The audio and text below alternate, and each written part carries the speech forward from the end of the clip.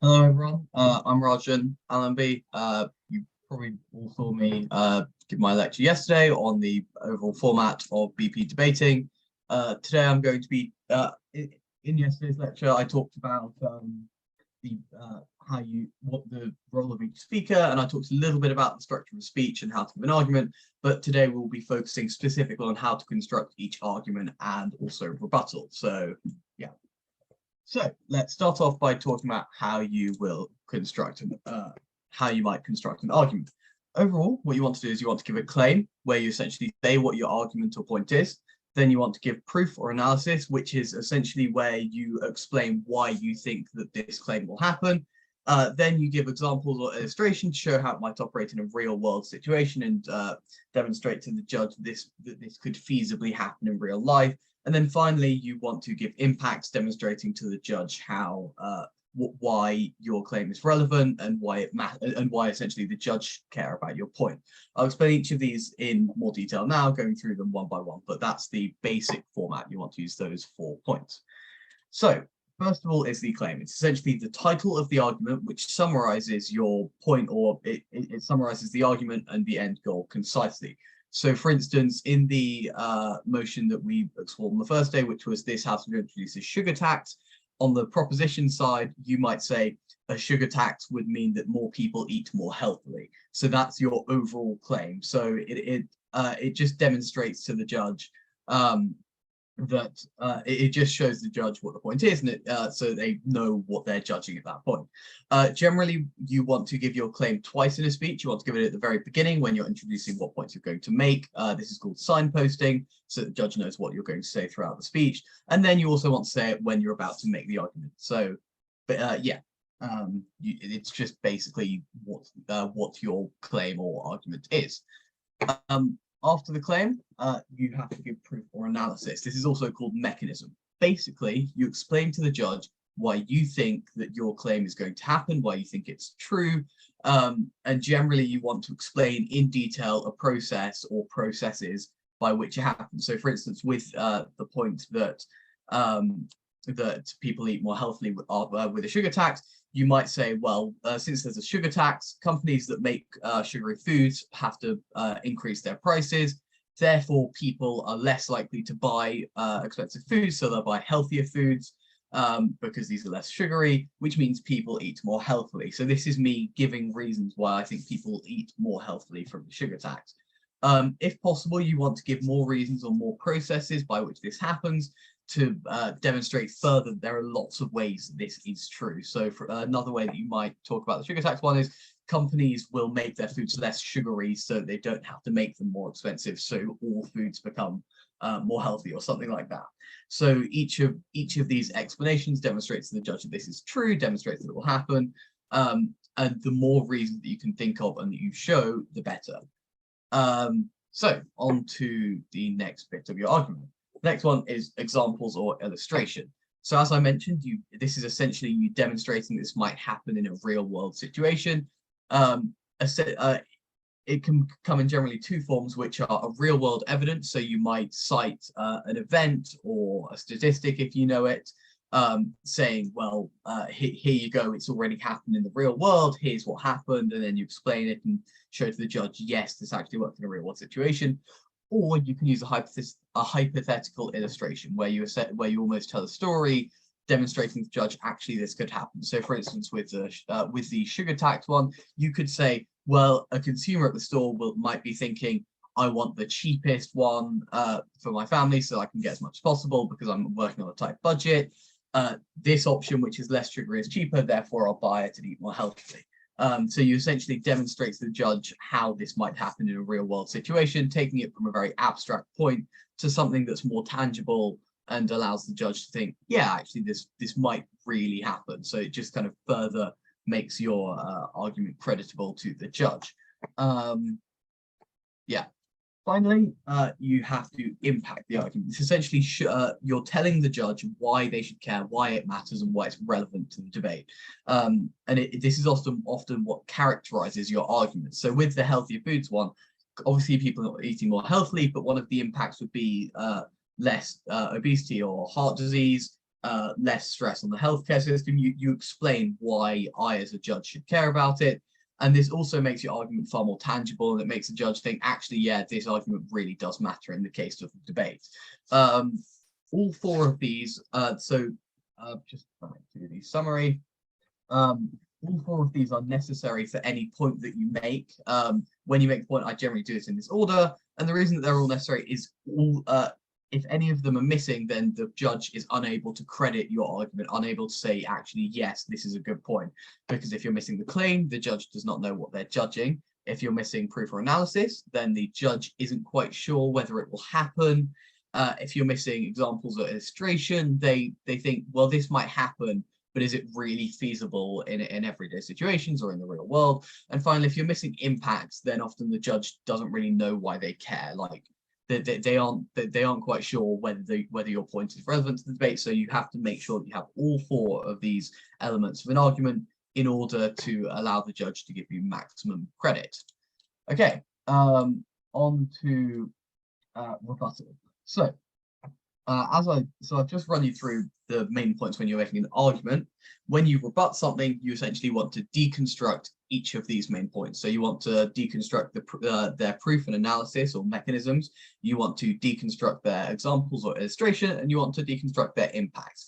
And by deconstructing each of the elements of their argument, then you've deconstructed their whole argument. You have proven why it might be wrong.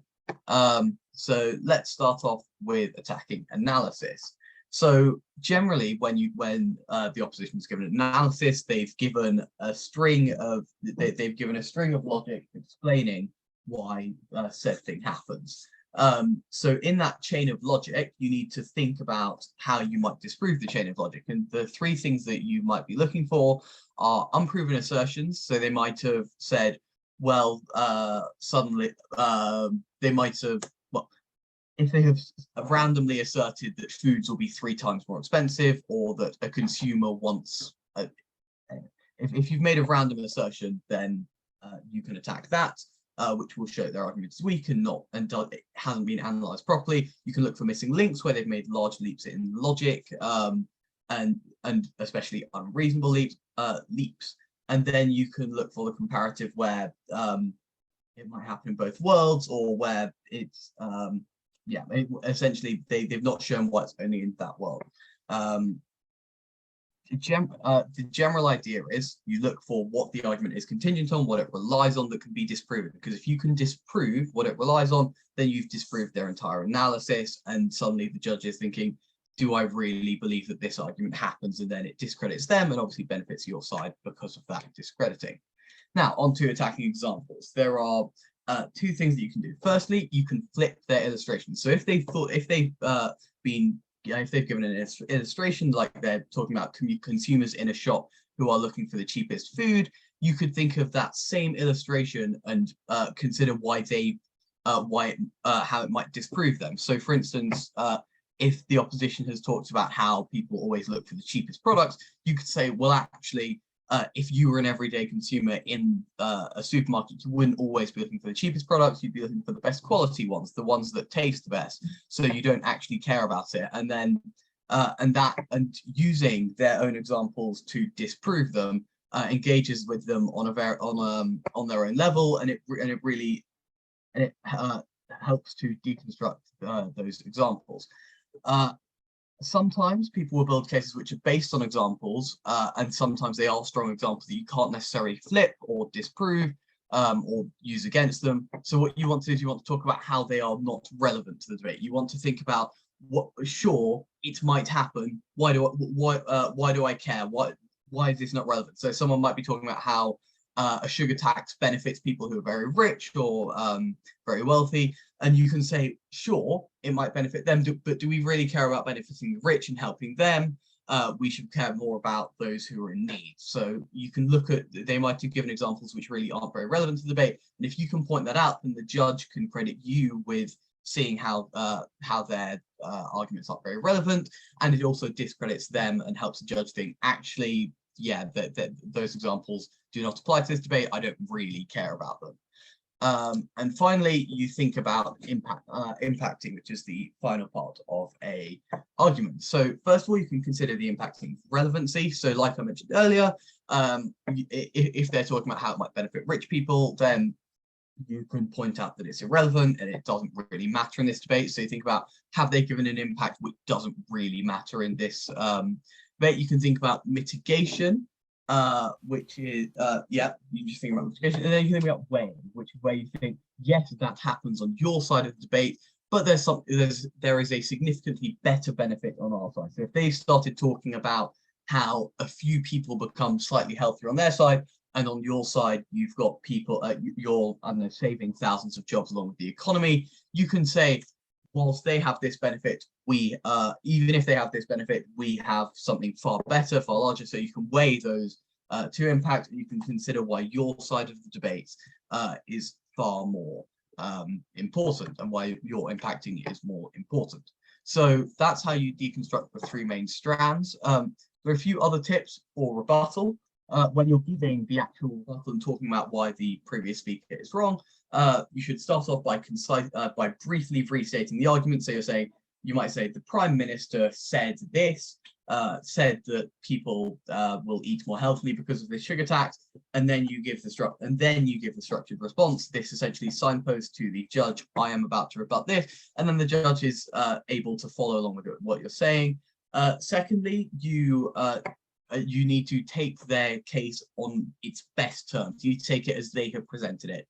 So you need to think, if you engage with it on its best level, then it shows that you're actually responding to their argument. Whereas if you straw man it, which is essentially where you simplify it, like you restate it in simplified and incorrect, essentially, terms, and then rebut this weakened version of the argument, then the judge isn't really going to credit you because you're not actually responding to them. So try and take them on their best case.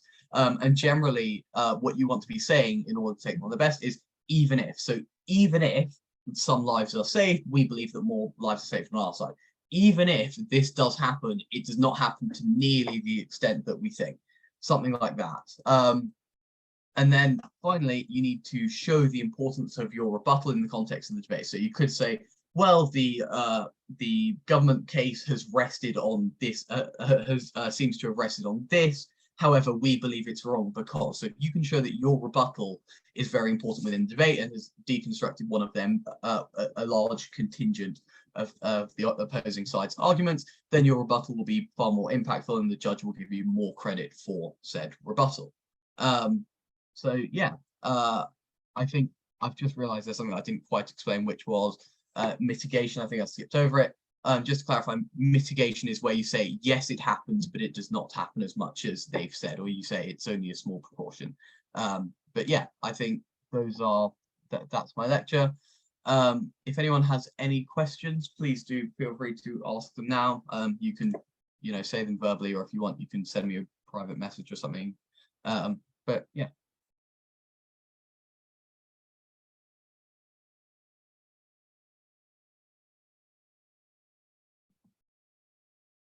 So any questions, guys? So this lecture is mainly about first creating your argument. And so you have to make sure that you structure it well and have all the important key points in it, and then rebutting arguments, which is taking down others' arguments. Yep, Eric? What's the difference between an analysis and a mechanism? So there isn't too much difference, although a mechanism is generally a specific strand. So let me just go back to these slides. So analysis is essentially where analysis is a general term where a mechanism, whereas a mechanism might be a specific strand of your analysis. So, but they're very similar. So yeah.